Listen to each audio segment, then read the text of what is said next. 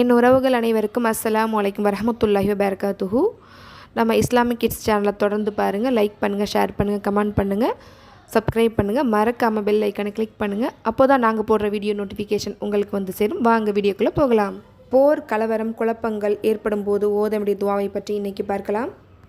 Rafah நகரத்தில் அமைந்துள்ள தற்காலிக முகாம்கள் மே 26 அன்று இஸ்ரேல் படைகளால் தாக்குதல் நடத்தியிருக்காங்க. அவர்களுக்காக வேண்டி துவா செய்வோம். இறைவா, நீ மன்னிப்பவன், மன்னிப்பை விரும்புபவன். காசா பலஸ்தீன் மக்களுக்கு உதவி செய்வாயாக. அவர்களுக்கு பலவீனத்தை விலக்கி பலத்தை தருவாயாக. அவர்களின் பாதங்களை உறுதிப்படுத்துவாயாக. நபி இப்ராஹிம் அலைஹிஸ்ஸலாம் அவர்களுக்கு நெருப்பை குளிர்ச்சியாக்கினாயோ அதே போன்று அவர்களுக்கு குளிர்ச்சி அளிப்பாயாக.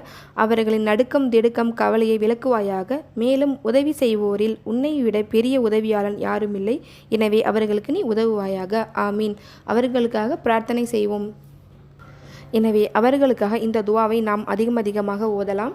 அல்லாஹும்ம முன்சிலல் கிதாபி சரி அல் ஹிசாபி அல்லாஹும் மஹ்சிமல் அஹ்சாப் அல்லாஹும் மஹ்சிமுஹும் வ சல்லிம்ஹும். இதன் அர்த்தம், இறைவா, வேதத்தை அருளியவனே, விரைந்து விசாரிப்பவனே, எதிரிகளின் கூட்டணியை தோல்வியுறச் செய்வாயாக. அவர்களை தடுமாறச் செய்வாயாக. சஹீஹ் புகாரி 2933 மற்றும் 4115.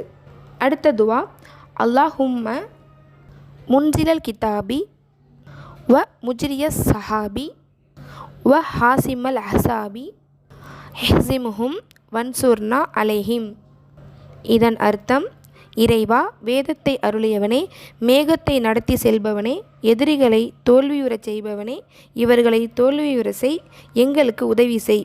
ஆதாரம் நூல் புகாரி 2966 3024.